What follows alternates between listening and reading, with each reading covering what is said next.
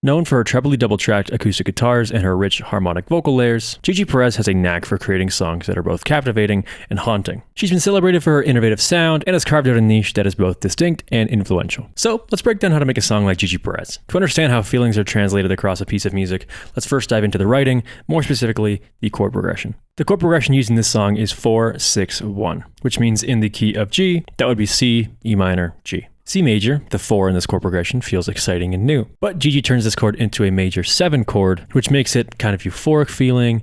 It sounds like you're floating, and you can really get that floating feeling when that first chord comes in. Then we go into the somber, more undetermined feeling of E minor, then resolving back into G major. So we can interpret this kind of change in feelings, this story, as, well, something that's new, something that you're unsure of, but something that you really hope works out. And what do you know, this song is about the struggle of female lovers to be accepted in society. To me, the chords are the story. That doesn't mean you have to really deeply analyze the chords and write your music to the chords, but you should at least get a general feeling of the chord progression, see what it feels like to you, see what it means to you, and that'll in turn kind of create a cohesive piece of music. The 3 standout production elements are as follows: treble guitars, layered vocals, and space. To record acoustic guitar, I think a great place to start is with a dynamic mic. There's not a ton of high-end detail in the guitars in the original record. My good friend Aaron, a fantastic producer, has this really old guitar that I think will really work for this production. So with all the info we've covered, I'm going to let him kind of take the wheel here. Now the vocals you can record pretty similarly to the guitars. There's not a ton of clarity and high-end, and that leads me to believe it was recorded with a dynamic mic, something like an SM7B, or SM57 even. In fact, let's check what mic was used. Yeah, an SM7. The space is a huge part of creating the feelings we've covered in the beginning of this video. The floaty stuff, the unsure stuff, the kind of mix of emotions. We want a lot of reverb, a blend of halls and plates. And as for the width, we can use panning and slap delays and just delays in general. And that pretty much wraps up the main elements. Obviously there's like these synth basses, which I believe Aaron is going to add. A couple more guitars here and there, some weird like synthy patch things, but we'll leave that all up to Aaron. Afterwards, when he sends back his stuff, I'll probably add some orchestral drums, some more heavier hitting stuff, and something that kind of makes this feel like a protest song. Because, I mean, it kind of is. Anyway, let's check out what he added. So when working in this style, the first thing we want to consider is the guitar tone. So there's a couple key elements that really help bring this together. One is a really old vintage catalog archtop acoustic. Number 2, SM57, mic'd up right around the bottom of that sound hole right there. And that's going to stay consistent throughout the entire recording process. The next thing we want to figure out is our playing dynamics. So throughout the verse sections, intros and outros, I'm using my thumb right up here at the top of the neck. And you can hear it gets a really gentle, full-bodied, low-end, rich sort of sound. And then during the choruses, I'm using my fingernail, strumming closer to the bridge. And that gives us a lot more high-end information to work with. Additionally, blending in layers when I'm playing with my fingernail. I have 2 stereo tracks, one on either side, and then there's a layer underneath of those in the center. Playing with the thumb, just kind of rounding out the frequency spectrum, and vice versa. Next, we're going to touch on chord progression. So we want this to be similar and feel similar, but hopefully avoid getting sued at the same time. So in Sailor's Song, we go from this C over G sort of shape. Then I think it goes to an E minor. Then to this G. For our song, we're going to be going the C over G shape to the G sort of shape. Back to the C over G. Then to the E minor. So it's very, very similar, but it's not a direct copy. Next up is the brass sections. So to achieve this ethereal, otherworldly sounding, swirling around your head kind of thing, we have 2 separate layers of saxophones from Native Instruments Session Horns Pro. And what I did was I started by laying out a MIDI melody, then reversing the MIDI within the MIDI clip, rendering that out to audio, and then reversing that audio clip. So then you have the MIDI melody playing exactly as you programmed it, but with a little extra low fidelity sort of texture going on to it.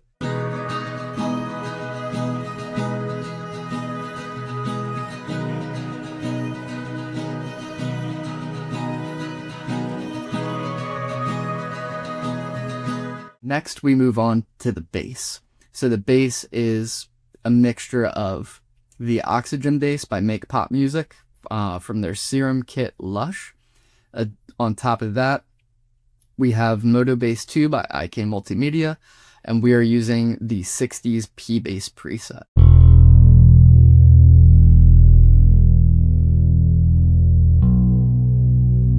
Now we have finishing touches. So in the final chorus, we have a layer of pianos. That's Noir by Native Instruments. And it's just, me playing the keys, following the guitar chords with a little bit of a top line.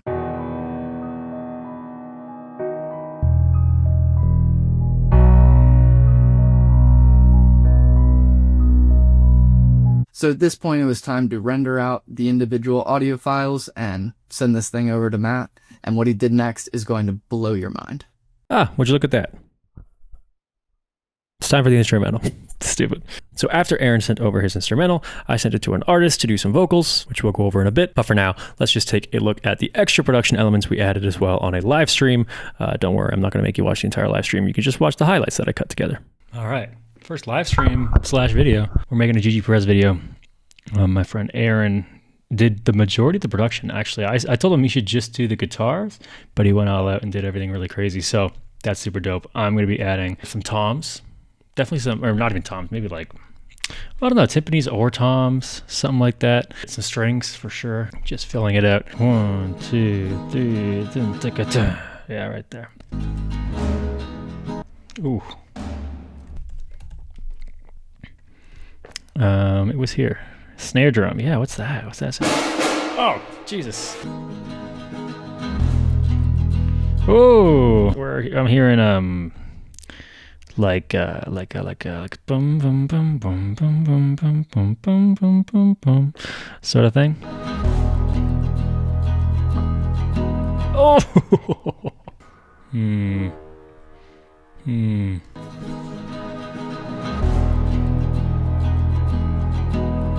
Did you think? Yeah. Ooh.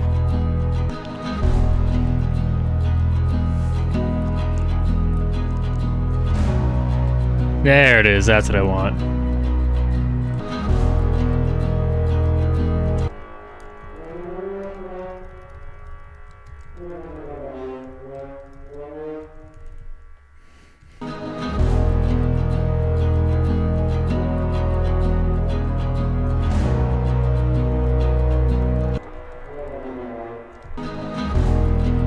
Yeah.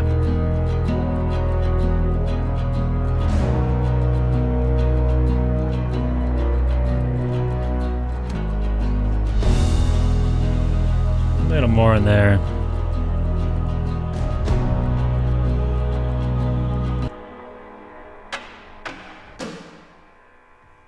Yeah.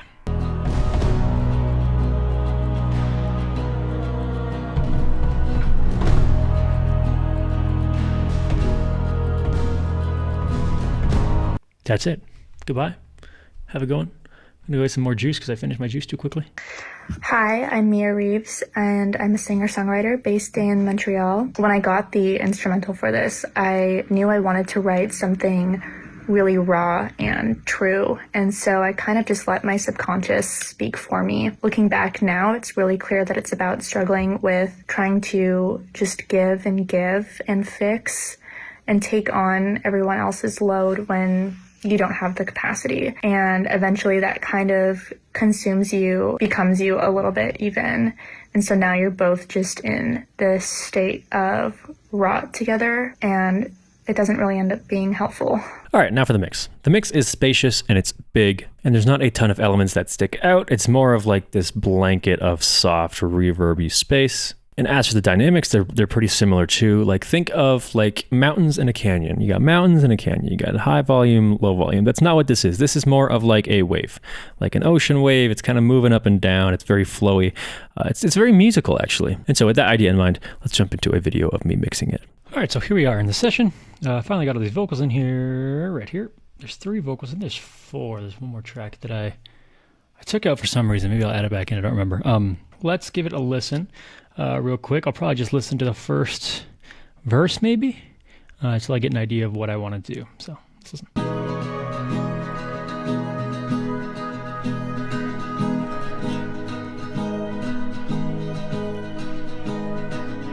Miss my flight,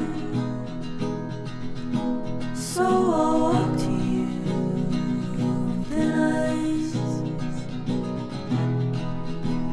break my legs when I fall right through. Let's get Shep's omni-channel on here. Yeah. Then we can do kind of like the basic processing here. So first off, I don't really think we need a gate. Let's do some compression. I'm going to opt for VCA. You could do a FET as well if you need to. Add some color, who knows, we'll figure it out. So let's start on the VCA. 𝗕𝗘𝗖𝗢𝗠𝗘 tells me she thinks I could be something more and live in 3D.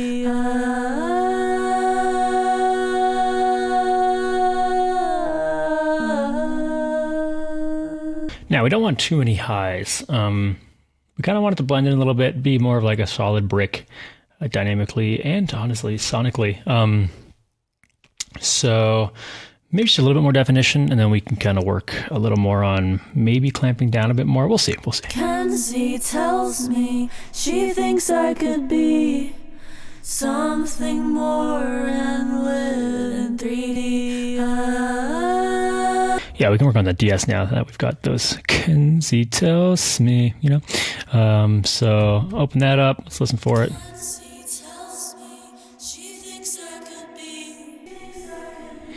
Yeah, let's open up Valhalla plate. I want something large. 𝗕𝗘𝗖𝗢𝗠𝗘 tells me she thinks I could. Now listen to those like all that sibilance basically in that high end. 𝗕𝗘𝗖𝗢𝗠𝗘 tells me she thinks I could be. Might do a little more de-essing. We do have a second de-esser on here. Let's just listen. Oh, that kind of... Okay, it's called a de-esser, but technically it's cutting out around 210, 300, okay. Which I'm fine with, actually, because I was going to do that regardless. All right, let's do a bit more processing here on the guitars, because I want to bring them up. I want to be a little more saturated. What I really need is some, like, rabbit tape, or maybe like a camel strip or something. Just to add some grit to it.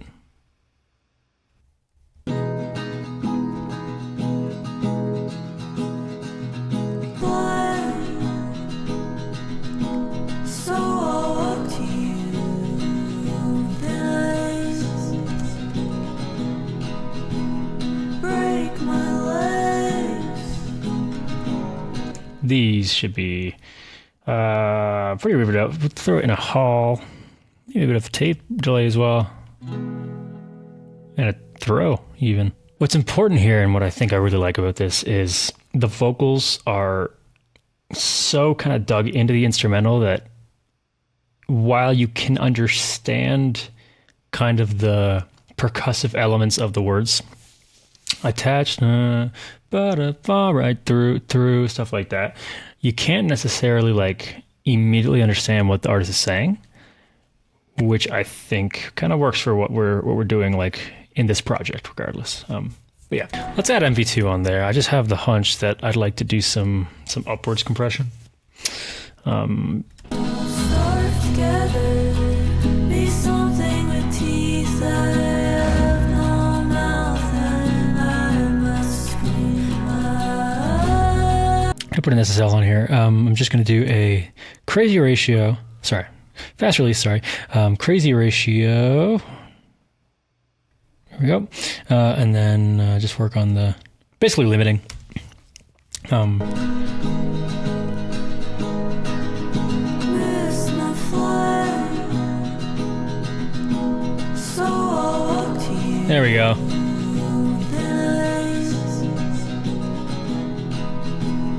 Break my legs. Okay, there's a lot of low end in here. Let's just take a bit out. Starve together, be something with. Yeah, it seems like a lot for that. Yeah, Yeah, let's do a little bit of mastering. Not really mastering, just a bit of cleaning up on the master.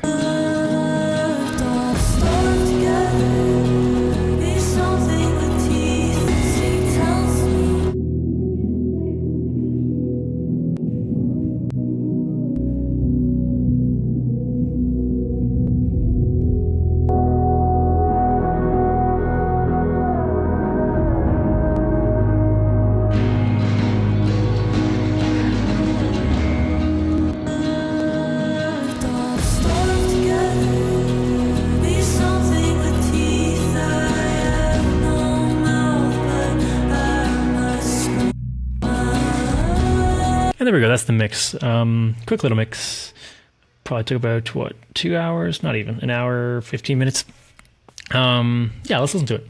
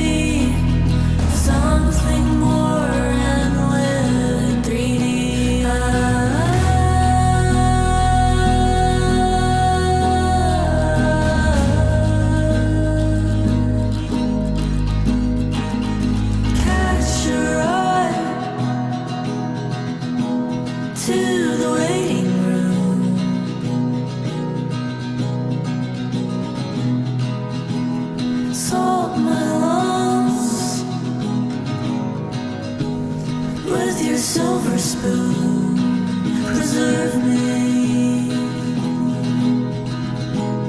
in your empty